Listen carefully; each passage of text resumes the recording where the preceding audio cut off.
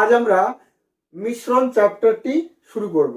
তো এখানে আমাদের এমন কোনো সূত্র নেই, তবে কিছু অঙ্ক পরীক্ষা হল তাড়াতাড়ি করার জন্য আমাদের কিছু শর্ট ট্রিক মাথায় রাখতে হবে, ঠিক আছে? যেমন যদি দুটো বস্তু মেশানো হয়, ধরো একটা কম দাম আছে, কম দাম, আর একটা বেশি দাম আছে, ঠিক আছে? আর একটা মনে করো মাঝারি দাম,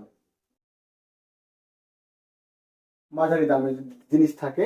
তাহলে আমার যদি বলা হয় যে এই দুটোকে কি অনুপাতে মেশালে আহ, আমরা যদি চাই, তাহলে আমরা এই বেশির থেকে এটা বিয়োগ করব।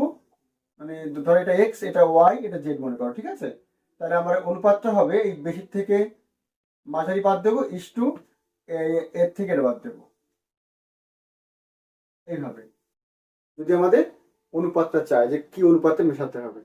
এবার ধরো এমন দেওয়া আছে যে একটা পি একক মিশ্রণে মনে করো একটা এ বস্তুটা X% আছে, ঠিক আছে? এবার চাইলো যে এতে আরো কিউ পরিমাণ এ যদি মেশানো হয়, তাহলে নতুন মিশ্রণে তোমার Y% মানে মনে করো পরে এর পরিমাণ হলো Y%, আরো কিউ মানে প্রথমে তো পি পি এর মধ্যে এ ছিল X%, আরো কিউ পরিমাণ এ দেওয়া হলো, তাহলে X% থাকবে না। তাহলে প্রথমে X% ছিল, ঠিক আছে? এটা প্রথম মিশ্রণ।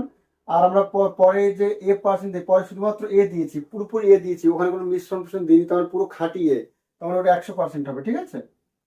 আর যেটা পরে হলো Y%, সেটাকে আমরা মাঝখানে রাখবো। তারপরে একই রুল, অনুপাত। তাহলে P/Q, অর্থাৎ P/Q এটা হবে আমাদের সেই একই রুল। এটার থেকে এটা বাদ 100 মাইনাস Y/X,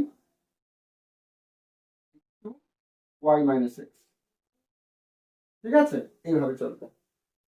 আর যদি এটা আমাদের অংশ থাকে, ধরো এক্স অংশ বললো, তাহলে আমরা 100 জায়গায় 1 লিখবো, কারণ অংশের ক্ষেত্রে আমরা 105 মানে 100/100, তো তার মানে একই হবে। তা সেক্ষেত্রে আমরা 100 জায়গায় 1 লিখবো, ঠিক আছে? আর কিছুই না। এইবার যদি এমন থাকে, ধরো একটা মিশ্রণে আমাদের X/Y অনুপাতে ধরো দুধ আর জল দেওয়া আছে মিশ্রণে। তাহলে এবার যদি বলা হয় যে এর মধ্যে কত পরিমাণ, ধরো বললো যে এই পাত্রে কিছু কিছু পরিমাণ মিশ্রণ তুলে নিয়ে সম পরিমাণ যদি জল ঢালা হয়, তাহলে আহ, জল আর দুধ সমান সমান হয়ে যাবে মনে করো। তাহলে কত পরিমাণ মিশ্রণ তুলতে হবে? তাহলে সূত্র হবে এদের বিয়োগফল বাই এক্স। মানে যদি এক্সটা বড় হয় তাহলে এক্স থেকে বিয়োগ করবো, বাই এক্স ভাগ করবো, আর তার অর্ধেক। আর যদি ওয়াই বড় হয় তাহলে Y/X বাই ওয়াই ভাগ করবো, সে একই সূত্র, ঠিক আছে? এরকম করে। আর যদি মনে করো এই একটা পাত্রে এক্স লিটার দুধ ছিল, এবং মনে করো ওয়াই লিটার দুধ তুললাম, এখান থেকে ওয়াই লিটার দুধ তুলে আবার সেম পরিমাণ জল ঢালছো, তাহলে এই কাজটা যদি এন বার করা হয়, তাহলে এন বার করার পরে ওর পাত্রে কতটুকু দুধ থাকবে? তাহলে সেই সূত্র হচ্ছে প্রাথমিক অবস্থা যা ছিল সেইটা ইনটু ওদের বিয়োগফল বাই এক্স, মানে যা প্রাথমিক ছিল, টু দি পাওয়ার এন বার, ঠিক আছে? মানে এন বার প্রক্রিয়াটা করার পরে এতটুকু দুধ থাকবে পাত্রে, ঠিক আছে? আর বেশি কিছু নেই সাধারণত, এগুলো শর্ট ট্রিক। মানে এবার ধরো একটা মিশ্রণে তিন প্রকার জিনিস আছে। প্রথম প্রকারে মনে করো A% আছে, দ্বিতীয় প্রকারের B% আছে, তৃতীয় প্রকারের C% আছে, ঠিক আছে? এবার প্রথম প্রকারে মনে করো X অংশ শরবত, X অংশ মিশ্রণ, আর পরেরটা Y অংশ, পরের Z অংশ হয়। তাহলে এই তিনটে যদি মেশানো হয়, তাহলে মেশানোর পরে কত অংশ হবে? তাহলে সেটা হবে AX plus BY plus CZ by total অংশ, অর্থাৎ X+Y+Z এত পার্সেন্ট। এটা শর্টকাট ট্রিক। এবার আমরা কয়েকটা অঙ্ক করি। আর বেশি কিছু মাথায় রাখতে হবে না, এগুলো এই কারণে বলা, কারণ এই ট্রিকগুলো আমরা যদি অ্যাপ্লাই করি তাহলে অঙ্কগুলো একটু ছোটোর মধ্যে হবে, আর যদি না করি তাহলে একটু একটু লেন্দি হবে, একটু বড় হবে, আর কিছুই না। তো আমরা এই কারণে পরীক্ষার টাইম কম থাকে তো আমাদের, এই কারণে আমরা শর্ট ট্রিক অ্যাপ্লাই করে কিছু করবো, ঠিক আছে? তাহলে আমাদের অঙ্ক শুরু করা যাক। প্রথম অঙ্ক কি বলছে? 250 টাকা কেজি দরের চা এর সাথে 300 টাকা কেজি দরের চা কি অনুপাতে মিশ্রিত করলে প্রতি কেজি মিশ্রিত চায়ের দাম 270 টাকা হবে? তার মানে কম দাম। এখানে তো দুই প্রকার চা আছে, কম দামেরটা এইটা, আর বেশি দামেরটা হচ্ছে এইটা, আর মাঝারি যে মিশ্রণ কত হচ্ছে 270। তাহলে অনুপাত কত হবে আমাদের, কি অনুপাত মেশাতে হবে? একদম সিম্পল, বড় থেকে ছোট বিয়োগ করবো, 300 থেকে 270 বিয়োগ করলে 30 ইস টু, এটার থেকে এটা বিয়োগ করলে 270 থেকে 250 বাদ দিলে 20, অর্থাৎ 3:2। কত সিম্পল হয়ে গেল, সি দাগ। ঠিক আছে, দুয়েরটা 7,000 টাকা কেজি পার কেজি আলুর সাথে 6 টাকা কেজি 6 টাকা পার কেজি আলু কি অনুপাতে মিশ্রিত করলে মিশ্রিত আলুর দাম 5.5 টাকা হবে? আমার দেখো 4.5 টাকা আর 6 টাকা, আর মাঝারি কত আছে 5.5 টাকা। ঠিক আছে, তাহলে অনুপাতটা কি হবে? এর থেকে এতবার 6 থেকে 5.5 বাদ দিলে 0.5, আর 5.5 থেকে 4.5 বাদ দিলে 1, তাহলে অনুপাত এত হবে, অর্থাৎ 5 বাই এটা 0.5 মানে হাফ, 1 টাকার অর্ধেক, তাই তো, অর্থাৎ 1:2। দি দাগ। ক্লিয়ার? কি সিম্পল অঙ্ক একদম। তিনেরটা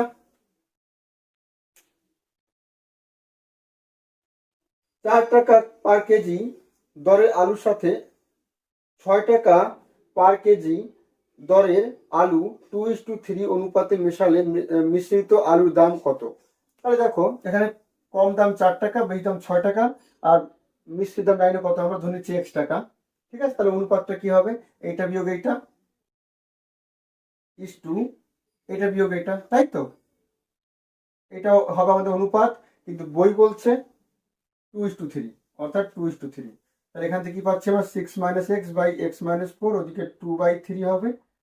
তাহলে কোনাকুনি গুণ করলে 2x - 8, আর এদিকে 318 - 3x -3, এই পাশে প্লাস 3x হবে, তারপরে 5x 18, আর এই মাইনাস ওদিকে প্লাস হবে 26, that is x equal to 26/5। তাহলে 26/5 করলে কত হয়, 5 × 5 = 25, পয়েন্ট 1 থাকে 5 × 10, 5.2, 5.2 অর্থাৎ 0, মানে 0 দিতেই পারি আমরা এদিকে। তাহলে 5.2 অর্থাৎ বি দাগ, 3-এর বি।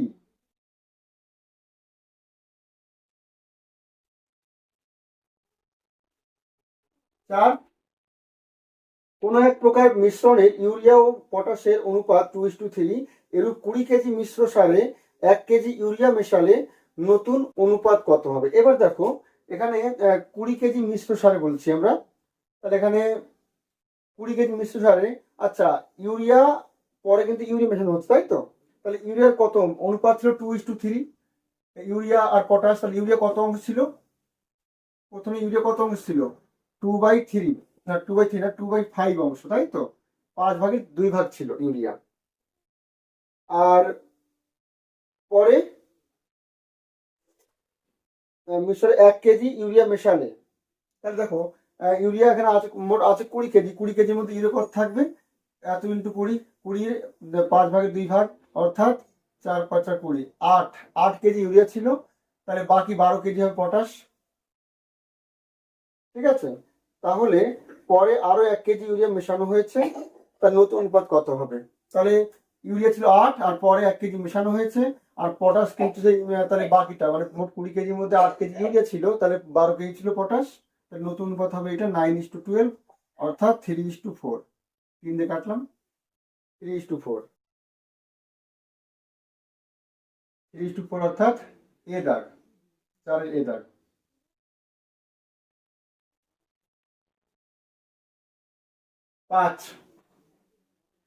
5 টাকা কেজি এবং 60 টাকা কেজি দরে আলু মিশিয়ে 100 কেজি মিশ্রিত আলু তৈরি করা হলো।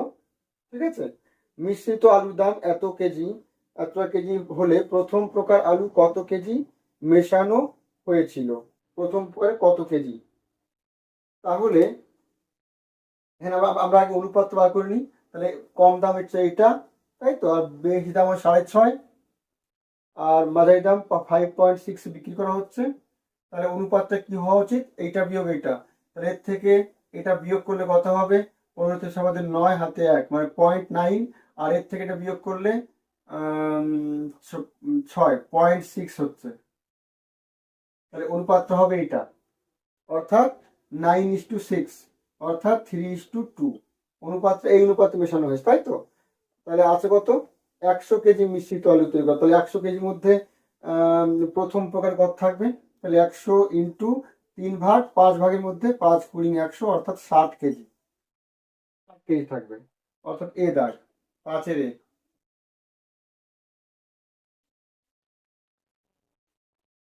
6, 30 কেজি, 30 টাকা কেজি দরের কত কেজি চিনির সাথে 40 টাকা কেজি দরে 30 কেজি চিনি মিশ্রিত করে এত টাকা কেজি দরে বিক্রি করলে 20% লাভ হবে, 20% লাভ হবে, ঠিক আছে। তাহলে দেখো 30 টাকা কেজি দরে কত কেজি চিনির সাথে, মনে মনে করছি এক্স কেজি, তাহলে 1 কেজি দাম 30 টাকা, তাহলে এক্স দাম 30x হবে, 30x, ঠিক আছে। 40 টাকা কেজি দরে 30 কেজি, তাহলে 40 ইন্টু 30, দাম হচ্ছে এইটা, তাহলে এক্স কেজি আর এই পরে 40 কেজি 30 কেজি, তার মানে টোটাল হচ্ছে এখানে x plus 30 KG, x plus 30 KG, তাহলে তাহলে এত কেজি দাম এত, তাহলে 1 কেজি দাম হবে এত টাকা, তাই তো। এটা হচ্ছে 1 কেজির মিশ্র চায়ের ক্রয় মূল্য। এবার লাভ কত বলেছে 20%, তাহলে বিক্রয় কত হবে 100, ক্রয় মূল্য ইন্টু 100 প্লাস লাভ, অর্থাৎ 120/100, ঠিক আছে। তাহলে এত হবে বিক্রয় মূল্য। আর ওরা কত বলছে মিষ্টি চার বিক্রয় মূল্য 43 টাকা 20 পয়সা, অর্থাৎ 43.20, এইটা। তার মানে আমরা কত পাচ্ছি এখানে, 30 কমন চলে যায় এখান থেকে, তাহলে থাকছে x+40/x+30 ইন্টু একটা, এখানে আমরা 120/100 করতে পারি, আর এদিকে 43 20/100 করতে পারি, 100 100 কাটবে, 0 0 কাটবে, ঠিক আছে।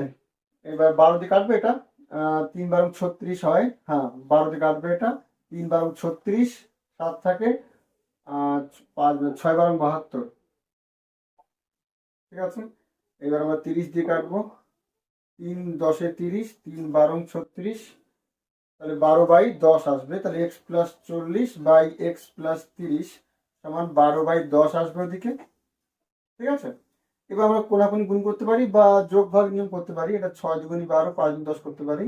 কোনাকুনি গুণ না করে আমরা যোগ ভাগ করে দিলে হবে, বা কোনাকুনি গুণ করে দিই, ঠিক আছে। 6x প্লাস 3 6 18, 5x প্লাস 4 5 20, অর্থাৎ 6x থেকে 5x বাদ দিলে একটা x থাকবে, আর 200 থেকে 180 বাদ দিলে 20, 20 কেজি, 6 হচ্ছে 20 কেজি, ডি দাগ।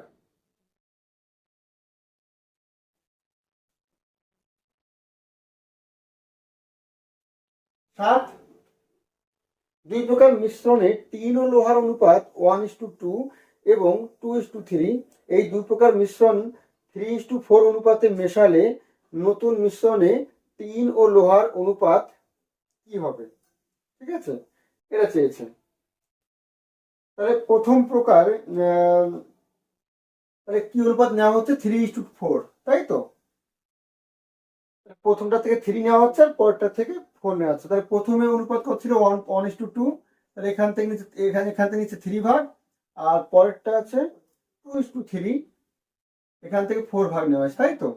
তাহলে নতুন মিশ্রণে টিন ও লোহার অনুপাত, তাহলে প্রথম মিশ্রণে মানে এখান থেকে যে নিলাম, তাই এই এই টিনের মধ্যে টিন কত থাকবে 3 ইন্টু 1 ভাগ 3 ভাগের মধ্যে, আর এর মধ্যে টিন কত থাকবে 4 ইন্টু 2 ভাগ 5 ভাগের মধ্যে, ঠিক আছে। তাহলে মোট টিন, ঠিক আছে, আর মোট লোহা, তাহলে এখানে লোহা কত থাকবে 3-এর মধ্যে 3 ইন্টু 2 ভাগ থাকবে 3 ভাগের মধ্যে, আর 3 ভাগ মোট, আর এখানে কত লোহা থাকবে 4-এর মধ্যে 3 ভাগ থাকবে 5 ভাগের মধ্যে, তাই তো। এটা মোট লোহা। তাহলে আমরা এদিকে কত পাচ্ছি, এদিকে পাচ্ছি আমরা 3 3 কেটে যায়, 3 3 কেটে যায়, তাহলে এদিকে 1 প্লাস 8/5, আর ওদিকে থাকছে 2 প্লাস 12/5, তাহলে লসাগু করে দেবো আমরা এদিকে, 5 ওকে 5, 8 5 13, আর ওদিকে 5 দুগুণে 5 5 গুণ 10, আর 12 22, অর্থাৎ 13:22।